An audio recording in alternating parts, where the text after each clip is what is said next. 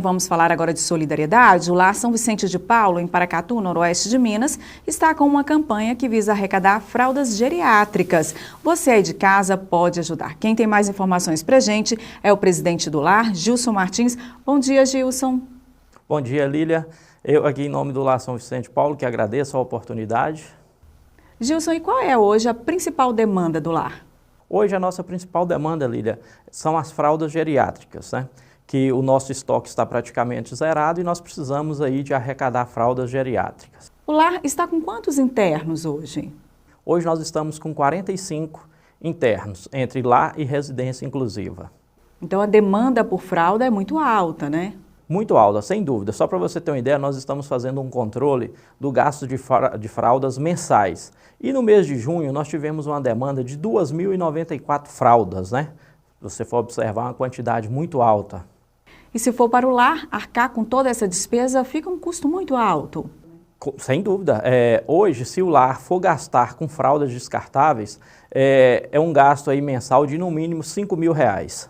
E quem quiser ajudar deve fazer o quê? Sim, sendo fraldas geriátricas, pode ser em qualquer tamanho, PM ou G, né? Pode estar entregando lá no Lar São Vicente ou até ligar mesmo que a gente dá um jeito de buscar. Ok, Gilson, obrigada pela participação, sucesso aí na campanha e um bom dia a todos. Bom dia, Lília, muito obrigado. A nós que agradecemos aí a oportunidade de estar divulgando mais essa campanha em prol dos moradores do Lar São Vicente de Paulo, né?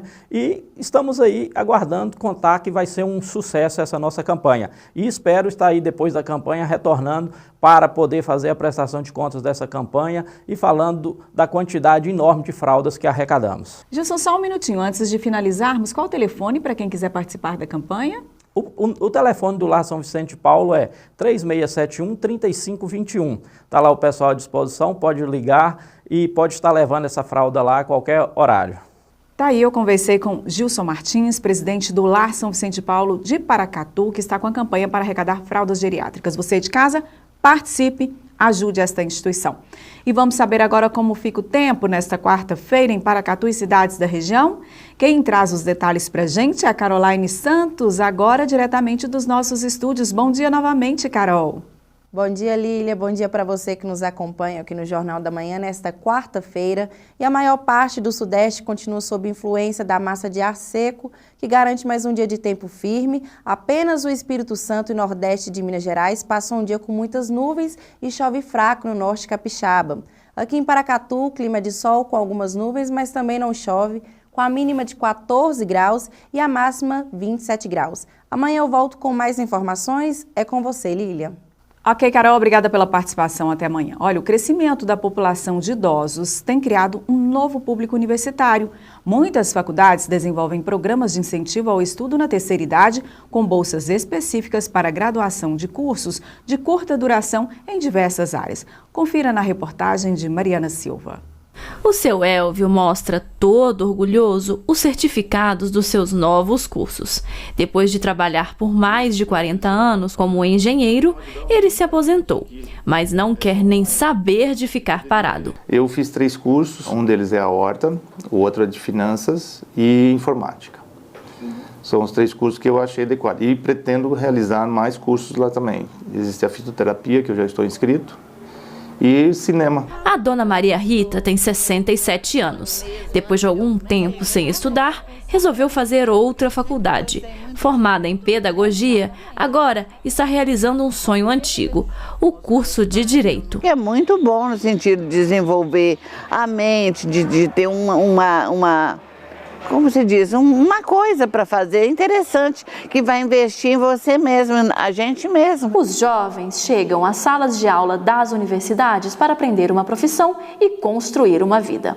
As pessoas idosas já fizeram isso, então elas chegam a estes espaços com outros objetivos. Querem realização pessoal ou mudança diária. Muitos desses alunos voltam para fazer filosofia, voltam para fazer psicologia, direito, né? Ou vários outros cursos que, na verdade, serão muito mais no sentido de uma realização pessoal ou de uma realização espiritual antes de mais nada, né? Então é muito interessante, né? Tanto sob o aspecto profissional de desenvolvimento, após os 60, eles entendem que eles ainda querem buscar empregabilidade, mas também tem esse outro lado, né, que diz respeito a uma realização eminentemente pessoal. Eles nos ensinam muito, e isso faz com que os nossos alunos, quando formem, né, eles são mais preparados para lidar com esse público. Então, eles ensinam muito através das palavras, da convivência, né, das demandas que eles nos colocam, que são grandes desafios. A gente aprende muito com eles também. Pelo visto, a ideia de que a vovó faz crochê no sofá e o vovô lê jornal em casa caiu por terra. O que a terceira idade quer agora são novas experiências e outros aprendizados. Ficar em casa, eu acho que é a última coisa que a terceira idade hoje pretende, vamos dizer, ter na vida, né? A gente quer realmente realizar alguma coisa. A contribuir com a sociedade. É uma mão de obra que está aí especializada, né? Ela está à disposição do mercado, né? E nós recebemos agora em nossos estúdios o bispo Paulo Ribeiro. Você aí de casa que é acostumado com o missionário Paulo Ribeiro, ele foi ordenado no último sábado a bispo Paulo Ribeiro da Igreja Catedral da Bênção. É um momento histórico para a nossa região e para Minas Gerais. Nós vamos entender um pouco mais dessa história agora com ele. Seja bem-vindo, bispo. Muito obrigado. É um prazer estar aqui para comunicar com os nossos telespectadores e essa audiência tão grande que é da TV Minas Brasil. E muito obrigado pelo convite. Bispo Paulo Ribeiro, foi uma surpresa para o senhor? Uma surpresa. Eu estava em Brasília para a nossa convenção internacional e no segundo dia que lá estava, foi-me comunicado pelo presidente internacional da igreja que eu seria ordenado e ungido a bispo. Então foram, depois de 2 dias, melhor dizendo, foi depois de 2 dias que eu fui comunicado. Foi uma surpresa. Uma surpresa, né?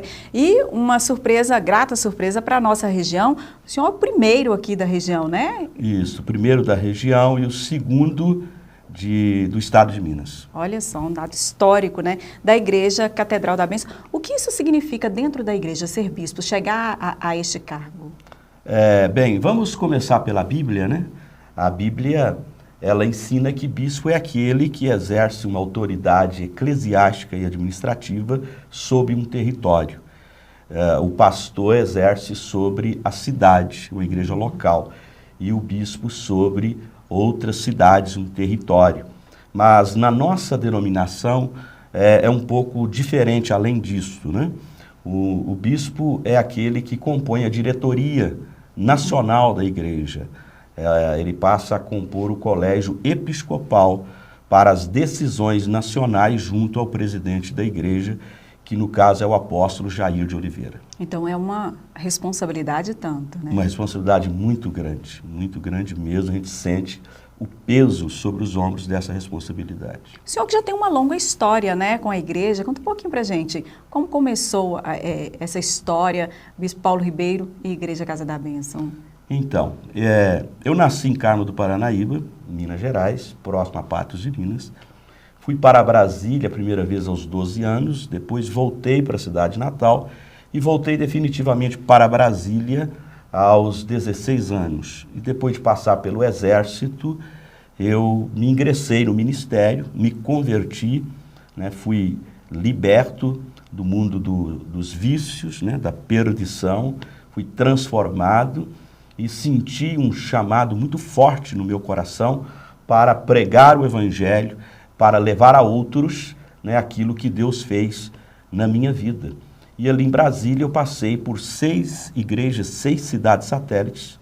A última foi Guará e depois aqui em Paracatu que eu terminei de fazer o seminário, pagar, portanto, as matérias que ficaram sobrando. E se tornou pastor, então, aqui. Exatamente, eu fui ungido a pastor definitivamente aqui, porque antes eu estava na função, e só depois que aqui eu estava, e depois de completar o seminário, porque o bacharel em teologia foi posteriormente, é que eu fui ordenado a pastor. E isso tem quantos anos? 37 anos. 37 anos, né? Uma relação muito forte aqui com a região, com a cidade de Paracatu, né?